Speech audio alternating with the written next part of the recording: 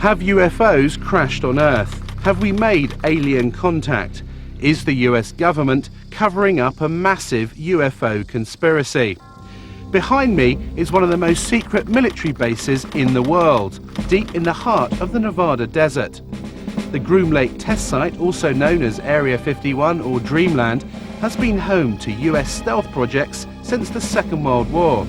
However, in recent years, a more disturbing story has emerged, and that is that the government is back engineering recovered alien spacecraft.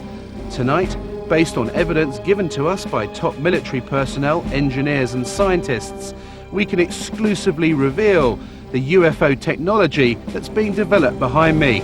It's a story the US government has tried to cover up for half a century. The truth behind Dreamland. I am convinced, based on my research and the individuals whom I've had contact in the US intelligence community, that the US government does indeed have craft that meet the description of many of the UFO reports. The whole aim of the project was to take these craft, or the one in particular that I was working on, and try and duplicate its systems and subsystems with earthly materials. I'm convinced beyond doubt that we have recovered aircraft, alien vehicles, that we have made contact with aliens, that we are communicating with them in some way or form, and that we have vehicles and bodies in preservation. I was at that moment standing on the deck of the radar van. It was nighttime, and I was looking up in the sky because there were saucers up there. Were there any alien bodies recovered? No bodies. There were 4 live, feeling good guys. 4 live extraterrestrials? 4 live, feeling good, extraterrestrial type individuals, yes. They are here, whoever they are, wherever they came from, whatever they're doing. Other intelligences are messing around on our planet. I think that too many people's butts are on the line with this, that they lied to us too long, that a lot of people have stolen legitimate national security money to keep this cover-up going, that they have perpetuated disinformation schemes on the American public, probably on the British public. The Air Force knows that there was a crash saucer, there were alien bodies recovered, that there have been aircraft that have gone up to chase UFOs and have not come back. They know that we're dealing with the biggest story of the millennium. Set on a remote dry lake bed 80 miles outside Las Vegas, Area 51 is just one part of the massive Nellis Air Force Base, which is roughly the same size as Switzerland. It was commissioned by President Truman in the 1950s as a top-secret location to develop and test America's new generation of post-war aircraft. In the technology fever of the 1950s, the base soon became home to the most exotic flying craft of its day. More recently, it is where the F-117 stealth aircraft was developed and test flown.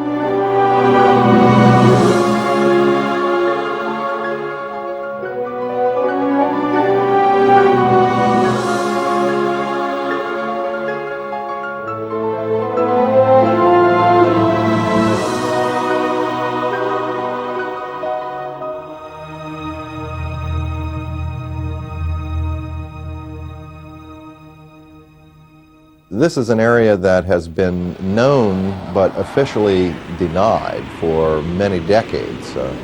We go back quite a ways into the 40s and 50s with the development of the U-2 spy plane, the SR-71. All of our super secret aircraft have been developed and test flown out in this particular area. The A-12 from its inception through its retirement was operated out of only 2 locations.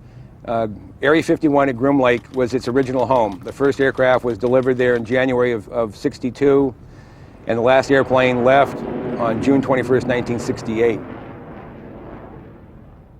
The US Air Force denies that Area 51 exists, despite footage of the base and Russian satellite photos that we have obtained, which clearly show hangars and a huge runway stretching across the lake bed.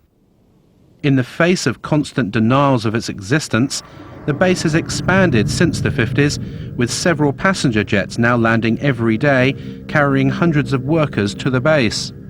With this level of personnel, the few buildings that can be observed above the ground are merely the cover for a large underground facility.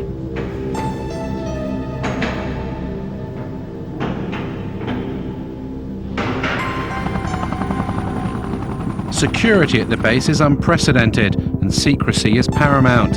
Since the late 50s, the military has sequestered hundreds of thousands of acres of land that adjoin the base. The exclusion zone around Area 51 now stretches to 26 miles. The secret status of the base is very, very well preserved. And even if people are talking about the operation of the U-2s back in the 1950s, 40 years ago, they're still not allowed to identify the base by name or by location. All they can say is it is a remote facility. This place is an old anachronism from the Cold War. This is a place that harkens back to the old days, and because the military is continuing to treat it as a top secret facility that doesn't exist, it attracts attention. Naturally, everyone wants to know what goes on here.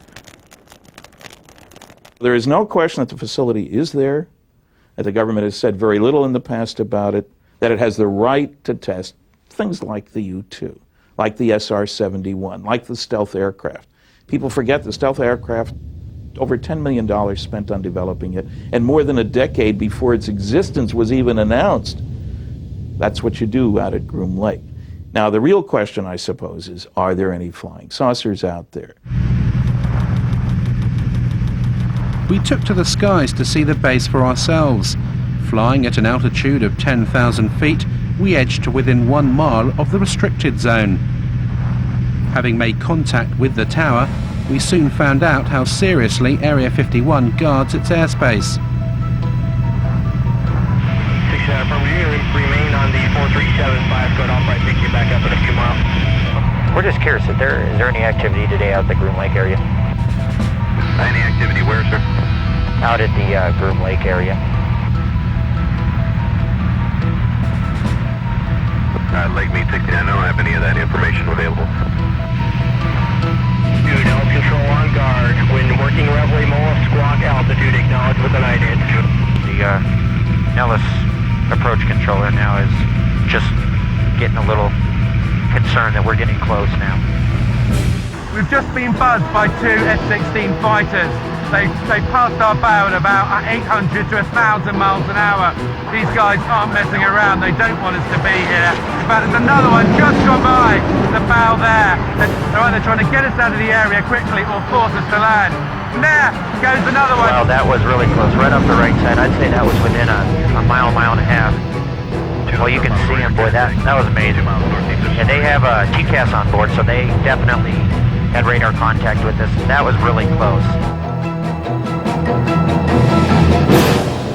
In 1989, one man blew the lid off Dreamland. His name was Bob Lazar, and he claimed to have worked at the Groom Lake site, back engineering recovered alien spacecraft. The base is against the side of a mountain, or small mountain, big hill. There are 9 hangar doors, and the hangar doors are not just shiny metal out in the desert. They are painted or sprayed with a sand texture to them, and from what I can ascertain, to prevent satellites from photographing the installation, so they look like the mountain range. It was pretty effective from what I could see. On the first occasion when I drove out there, all the hangar doors were closed, but at close range you could tell that they were doors and they would open. We drove around the left side of the installation, and there was the main entrance in there, and went through some gates and a security check and went inside, and it seemed like a typical government building.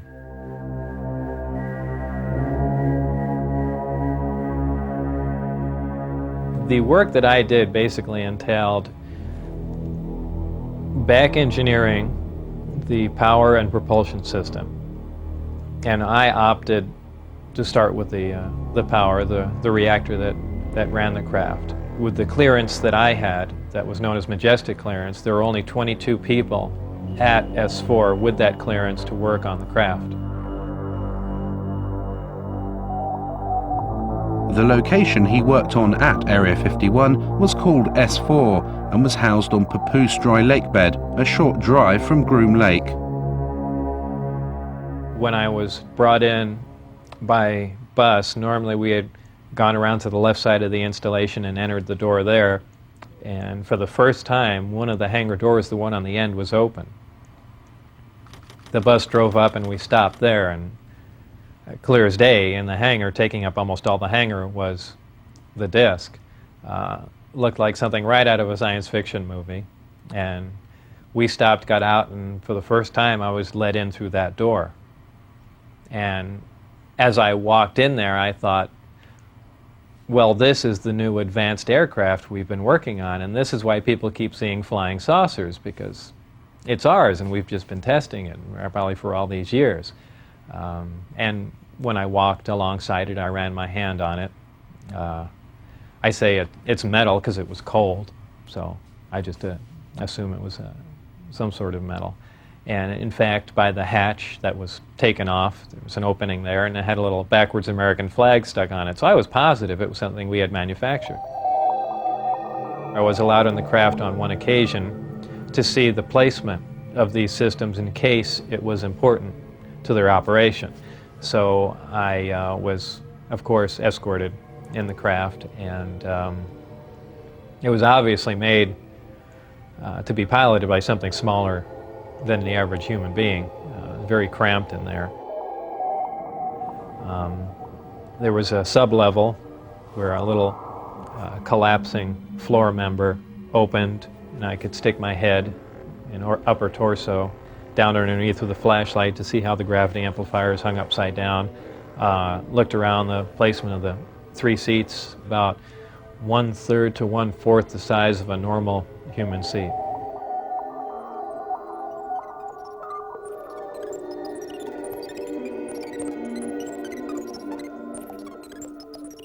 At one point when I was in the craft, one of the archways became transparent. There were some technicians working on something else that I had no knowledge of.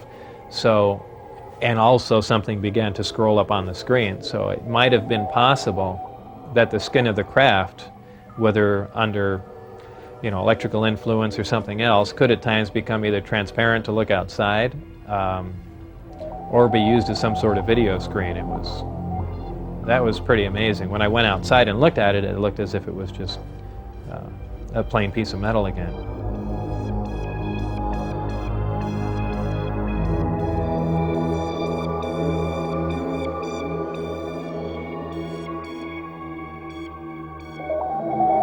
A lot of people say, boy, it must have been exciting to go in there, and I always say it wasn't. It was a very ominous feeling. You really had because it's so, I know it sounds silly, but it's so unearthly in there. Nothing had a sharp edge to it. It was if the seats, the amplifiers that were in there, everything, as if it was made out of wax and heated for just a little bit and then cooled off. Everything had a smooth curve to it, even where a chair met the floor was blended into it. It was if the entire craft was injection molded. No one, let alone Bob Lazar, have been able to verify any of his academic or professional credentials. In 1990, he was convicted of pandering and declared bankrupt. In court, he simply described his occupation as a self-employed photo processor. Is Lazar a fraud? Did he work at S4? Or was he set up by the military to release certain information about the base? The notion that he would make a great patsy and he's the perfect scientist to work on such a project is interesting science fiction. In the first place, we have no reason to say he's a scientist. No diplomas, no papers, no memberships, nothing. In the second place, I worked on security for 14 years. People take security far more seriously than that. One of the strange statements he's made, there were only 22 people working on this thing. Well, you get more than that working on devising a new mousetrap for the government anyway. That makes no sense. And, it has all the trimmings, his story, of a Walter Mitty story. Somebody in his imagination was, stronger, brighter, faster than anybody else. I did a variety of research relative to Bob Lazar. I actually met him. I obtained a copy of his, what they call a W-2 form, which is one of the IRS documents associated with pay. His particular form indicated that he worked for the U.S. Department of Naval Intelligence. My investigation of this document and the claims that Bob Lazar made followed a very strict path of sound research. I contacted the U.S. Department of Naval Intelligence and indeed verified that they were likely responsible for presenting that W-2. I investigated the issue with the Internal Revenue Service. They informed me the exact words were, it appears to be legit, that it was a genuine document. It was not something that had been fabricated. There were a variety of numbers, contract numbers and so forth, issued on the document, which I was able to research, again finding that these were highly classified numbers.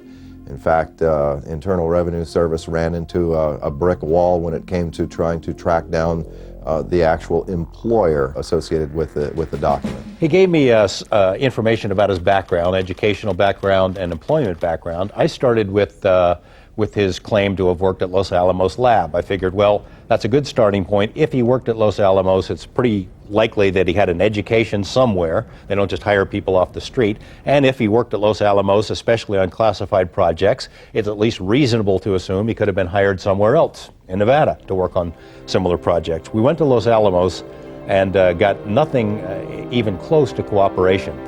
They wouldn't respond to our phone calls. They say, we have no information on Bob Lazar. There's nothing in the files. I said, are you sure now?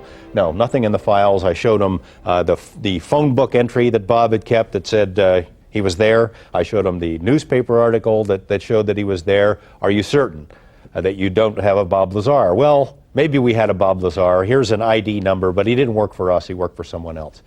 Basically, Los Alamos Lab tried to thwart me at every step. Were completely uncooperative in trying to get information about Bob, and I found that to be the case at every step of the way in trying to verify his background. I'm the one that couldn't find any records or anything. I mean, I'm the one that brought that up, because I was the first one to run into that. Initially, I couldn't get a hold of my birth certificate either, and that was one of the things that concerned me, is they might be trying to make me essentially a non-person. I think it's most likely that Bob Lazar was indeed set up to be the conduit for certain information relating to this extraterrestrial project. On one occasion in the desert, Bob Lazar saw a flying disc being tested.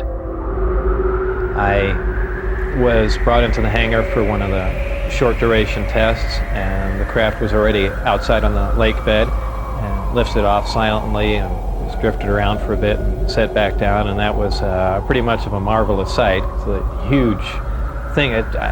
It's like seeing a house lift off the ground quietly. It's just, you can't imagine the energy involved to do that and not to make any noise at all. There was some audio communication with the craft, and so I can only assume that there were humans on board, and somehow they had managed to squeeze themselves into those little seats or put something in there to sit on, and obviously they knew how to operate whatever controls there was, or fabricate their own, or retrofit it with something. The Apollo space missions of the 1960s stirred America into space fever. But as the country's finest astronauts hurtled skywards in conventional rockets, did the president know of the existence of saucers and propulsion systems that were literally out of this world?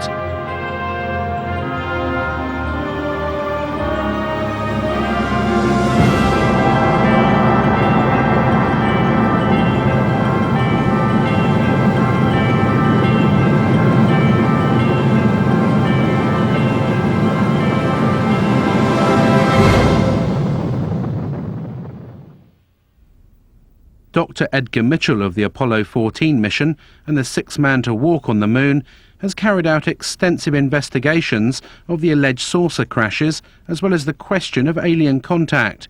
He met Lazar in 1991. I tend to believe that his basic story is true. that he was exposed to what he thought were alien craft and attempts to engineer and back engineer. I think that his explanation of what's going on and his theory that he's utilizing is probably not on target. What I think is credible is the fact that he was there. Since the Roswell incident in 1947, that there was a cover-up, that was a valid incident, and that there has been an active investigation program, reverse engineering program, and cover-up associated with that since that time.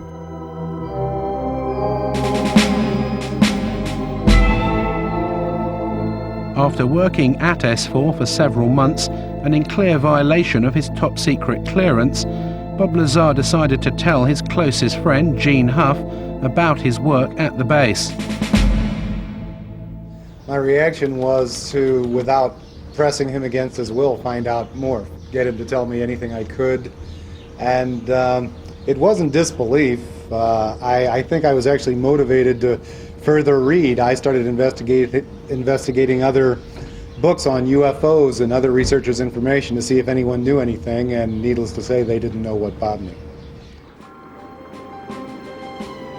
1 month later, in March 1989, Bob Lazar went one step further. He decided to take his friends to the desert and show them a flying disc test. I had remembered most of the days and times of testing. So I believe it was 8 or 9 o'clock on a Wednesday night, somewhere in March '89, I believe. We went out with Gene Huff, my ex-wife, and John Lear. Shortly after the flight time that I had recorded, white light came up off the ground and hovered, and then began doing radical step maneuvers and darting from one side of the sky to the other, doing some impossible flight characteristics.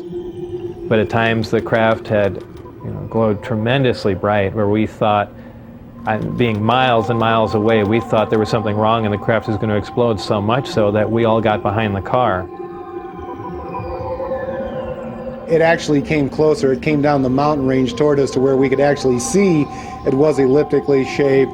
It looked like something that, it's strange to explain. It looks like an explosion that starts to explode and stops and doesn't explode and dissipate. That's how bright the light is. Your brain interprets it as an explosion about to happen. On his third visit with his friends to observe the discs at night, Bob Lazar was arrested. He was taken to an unknown location for interrogation and never returned to Area 51. They threatened my wife, they threatened to kill my wife. They said they'd stop at nothing. They said they thought they made that very clear. They couldn't believe that I had taken anyone out there to show them that, much less left with information like the flight test data, and wanted to know what else I had said, who else I had told specifically. Security agents from the OFI, the Office of Federal Investigation, had been witnessed doing random security checks at his house. There was almost no question in anyone's mind, anyone in Bob's immediate life who talked with him on the telephone, that his phone was tapped. I mean, strange things would happen on Bob's phone and really continue to this day. Dennis Mariani, who was my supervisor, called, and all he said was, "Do you have any idea what we're going to do to you now?" And that was the end of the phone call. They were crazy. They really were. They were completely out of control. When you go to work out at those locations, you sign away your constitutional rights. You sign a piece of paper saying that if you violate your security agreement and you discuss programs that you're working on without a trial, without right of appeal, you're going to go to Leavenworth Federal Penitentiary for 20 years. That's a real big incentive to keep your mouth shut. We had an engineer who worked at this TV station who, before he was here, had worked at Area 51 and had seen one of these craft under a tarp. Walked into a place he probably shouldn't have been. I arranged to do an interview with him. He lives in another city, in another state. He agreed reluctantly as long as I would block out his face. Well, we make the arrangements on the phone. The interview is supposed to happen the next day. He gets up, goes to work. There are two men in a car outside of his house talking into a radio. They follow him to work. When he gets out of work, they follow him home. No interview. I mean, it happened again and again and again. Same scenario. It has been very difficult to talk about this. It's almost like every time I relate the story, it gets a little easier, but when I first started talking about it, it was like my mouth didn't even want to form the words, and the sound didn't even want to come out of my throat. So I can only guess from that there was a very strong suggestion given to me not to talk about this, not to remember it, and if I did remember it, not to ever talk about it to anyone. This man is a 71-year-old mechanical engineer who, like Bob Lazar, claims to have worked at Area 51. He started working there in the 1950s on a flying disc simulator built to train US pilots. He said he's been given permission to talk to us about certain specific aspects of his work, but asked us not to reveal his identity. We received a disc from extraterrestrials. This particular one that I had to work on, or did work on, was from the Kingman crash. And that was later on taken to a Nevada test site where, at the time, I didn't know. Were there any alien bodies recovered? No bodies. There were 4 live, feeling good guys. 4 live extraterrestrials? 4 live, feeling good extraterrestrial type individuals, yes. And where were those 4 extraterrestrials taken? Initially they were taken to New Mexico. And then several months later they were taken to the Nevada site. One of the things I worked on was a flying disc simulator to train pilots to fly this strange looking craft designed for humans to fly, not for any extraterrestrials to fly. His most fantastical claim was that he worked at Area 51 with an alien codenamed J-Rod for 16 years on this simulator project. J-Rod is a gray alien, about 5'4". His role was only as a translator, scientific translator. That was all. If we wanted to put something in the place of what they had, he had to agree with it. I would have a question, and I would bring it up in my mind, just how I wanted to present it with him, and he'd already know that I had this question, and he would already have the answer for me. And if he responded, it would be in my voice. And you wouldn't even open your lips. It is possible that he and a few thousand others are working on a project, either here or elsewhere. Is this a few thousand other greys? A few thousand other greys like himself. The nearest town to Area 51 is Rachel, population 150, and home to the most famous bar and grill in Nevada, the Little Alien. The local residents have seen their highway truck stop turned into the UFO and ET Center of America. Tourists flock to Rachel to scan the skies in the hope of having a sighting. For all the hype, the sightings of bizarre lights in the sky do continue. Local resident Chuck Clark has had many unexplainable sightings. The most remarkable sighting that I've had in the last 3 years took place 2 years ago, February of '93. I watched a glowing object ascend vertically from the area south of Area 51, where S4 would be located, hang motionless in the air for about 10 minutes and then slowly start to descend. All of this while I thought I was watching a illumination flare that was launched from a mortar tube. I can hear jets in the background. I'll zoom back a little bit. This is looking straight over Steve Medelin's ranch, right here off 375 highway. This is right over the peaks. Once it got down to the ridge line, however, it was in front of the hill that it had come up from behind. The hill was about 12.5 miles from my position. It came down to a few feet above the ground at the base of the hill, hovered momentarily, which is still consistent with what a flare might do in calm air, but then suddenly it shot off westward, covered 4.8 miles in 1 to 1.5 seconds, and stopped cold, also about 30 feet off the ground, hovered just long enough for me to get it focused in my binoculars for maybe 2 seconds, and then it vanished right in place. We've seen video of craft that were luminous, that would move across the sky as if it was skipping a stone across water, or sort of a sewing machine effect. What we see across the screen are a series of lights, of dashes of light, as the object moves from point A to point B. And a rather strange warping occurs that's very difficult to unravel until you go frame by frame and you begin to see what is actually occurring.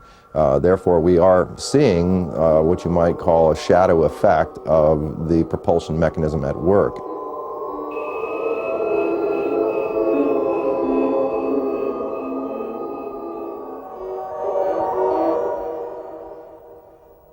I've spoken to several people who've seen UFOs or disc-shaped craft out there.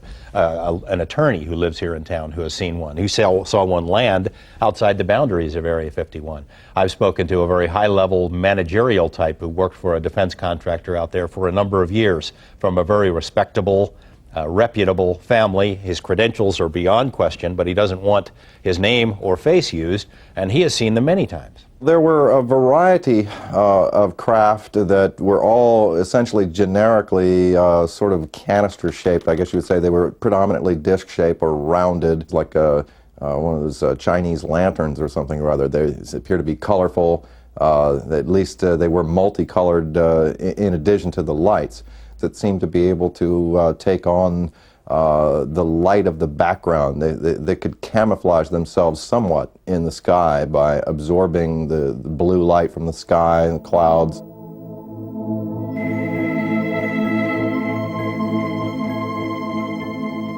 What are these lights in the sky, and are they indeed flying saucers? We asked US Navy physicist and UFO expert Dr. Bruce Maccabee to examine the footage. Basically what you see are lighted objects doing things way off in the distance. You don't really see any structured craft. Some of the video material, a very small amount that I've seen, seems to show lights doing strange things like hovering and then moving suddenly to another location, maybe, and moving slowly and jumping around a little bit. I've concluded that they aren't ours. That means they belong to somebody else, and they're not made here on Earth, basically, so they must be coming from the outside. How they get here, who, in quotes, they belong to, I don't know. Extraterrestrials is a reasonable proposal. All the arguments that have been put forth that it couldn't be people from another star system in the galaxy or whatever because they can't get here from there, those arguments are not physically correct, because we could get there given enough time and money and desire to do it. However, it's clear that these other intelligences, whatever they are far beyond us in terms of technologies. Coming back, just doing a loop. Now what I'm going to show you is a computer-enhanced version of what you just saw, and we're just going to look at the one portion where the UFO was appearing in the left-hand corner, going to the right, and then coming back again. That's all we're going to see. We're going to see it repeated over and over again. This part of the frame has been chopped out of the full frame. So I'll just let it run, and it goes back and forth, repeating. And if we stop it, and here's the shadow, and here's the UFO.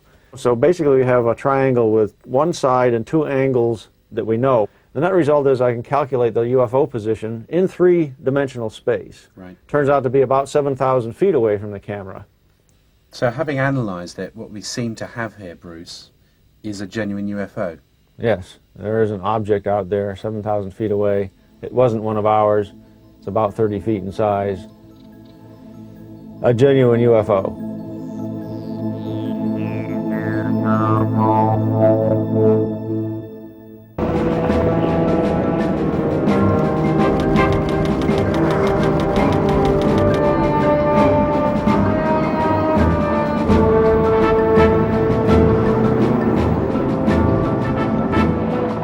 The security at Area 51 is formidable. The entire perimeter is surrounded by motion detectors and cameras. Armed guards patrol in jeeps and helicopter gunships are deployed to warn off anyone who challenges the borders. We headed out deep into the desert over 80 miles outside Las Vegas. Travelling down the recently renamed extraterrestrial highway, we'd come to see America's most secret base for ourselves. The only approach to the base is a dusty 10-mile track called Groom Lake Road. Anyone approaching the border can clearly be seen for miles, and as we've been warned, our every move was being monitored by the security patrols and cameras on the hilltops.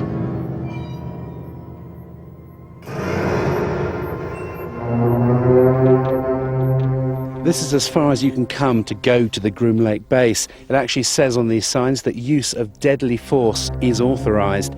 There are security patrols all over these hills. They've been watching us for the best part of the last hour. There are motion sensors, security cameras, and if I did walk over this line, I would be immediately arrested, taken to the guardhouse and interrogated for anything up to a week. As soon as you step over the line, past this sign, you lose all rights.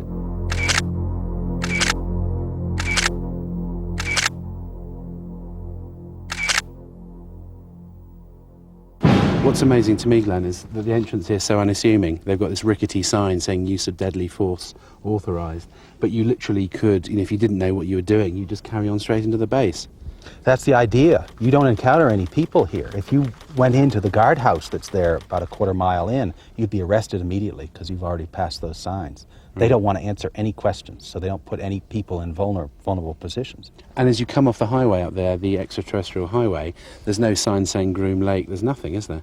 No, I've put up a secret base sign up there occasionally. Secret base this way, but it doesn't stay up for very long. And on foot or in car, this is as close as you can get to Groom Lake, isn't it? This is physically as close as you can get. Unfortunately, you can't see anything from here at all. How far are we actually away from the base? We're about 13 miles northeast of the base right now. Right.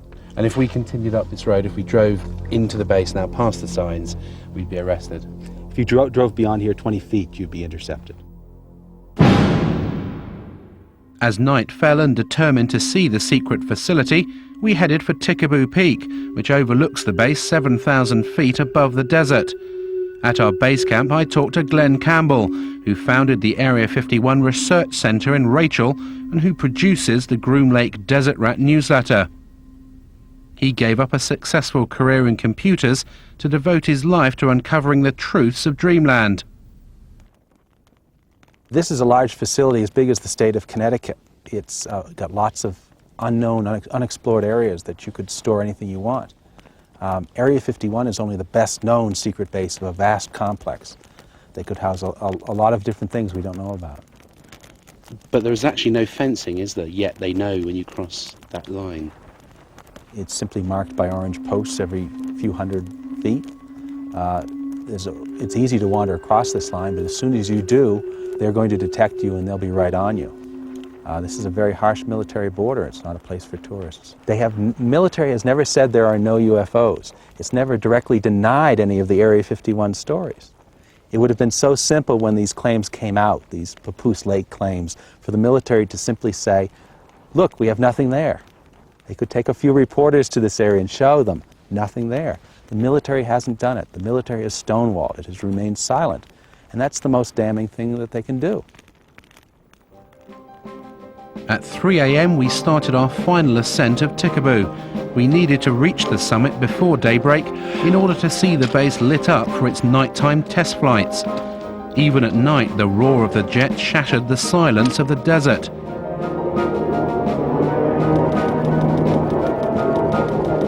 As we reached the summit under a cloak of darkness, Area 51 could clearly be seen, its runway lights glowing in the distance.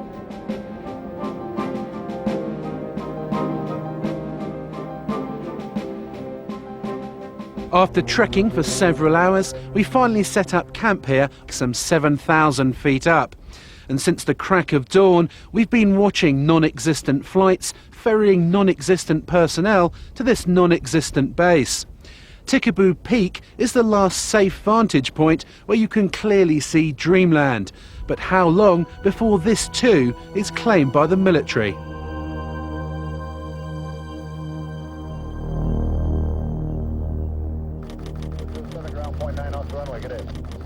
The Groom Lake mystery continues. We followed the personnel flight out of the secret base, and they've landed here at McCarran Airport, just outside Las Vegas. There are apparently over a dozen flights every day ferrying the personnel in and out of America's most secret base.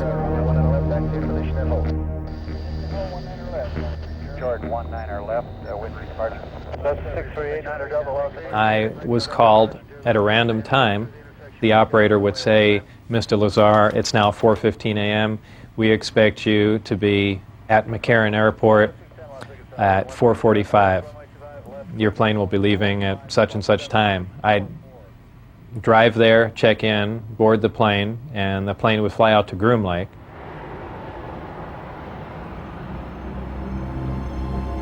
As the Groom Lake workers headed off in their cars, we tried to enter the terminal. Who could you point me to at the base who could give me some information? Okay, what I want to tell you right now, you're trespassing on private property. Sorry, we thought that was the point. You're trespassing on private property. You're inside our gate. And I'm going to advise you right now to leave the premises immediately. Okay? Is this government? You're to do that immediately. This is private property.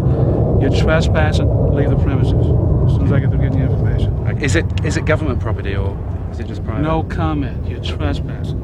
Okay. Who are you trying to kid, bud? Is there anyone you can point us to give us any details on?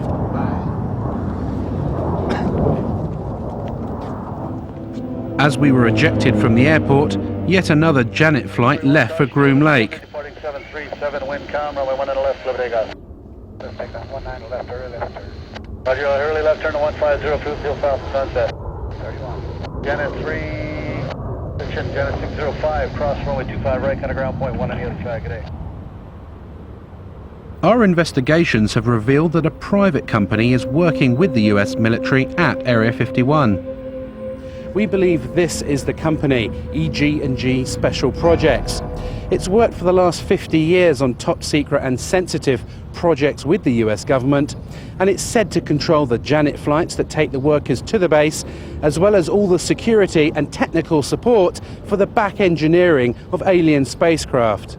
I did not work for EG&G directly. I was just interviewed in one of their facilities at McCarran Airport. A short time later, I was called back in for this new job at S4, and they had explained to me that it dealt with some sort of field propulsion system, and I was just under the assumption that this is an advanced type of aircraft that's being worked on, and I was excited about the position. You have to leave the private property. Okay. So they actually cut your camera off and please leave. Does it have any connection with the Groom Lake base? I'm asking you to leave the property. Does this company have any connection with the flights that leave McCarran?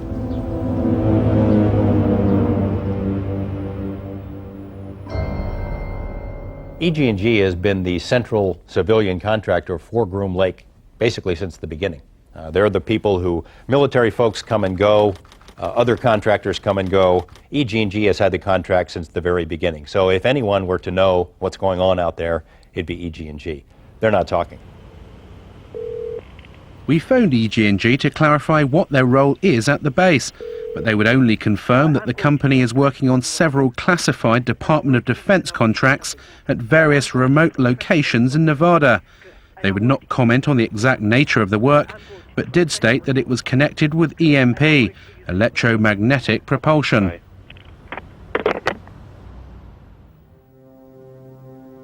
If recovered alien craft are buried deep beneath the Nevada desert, then the power to release this information to the public lies deep inside the corridors of Washington. As an intelligence insider said to me, the problem isn't obtaining the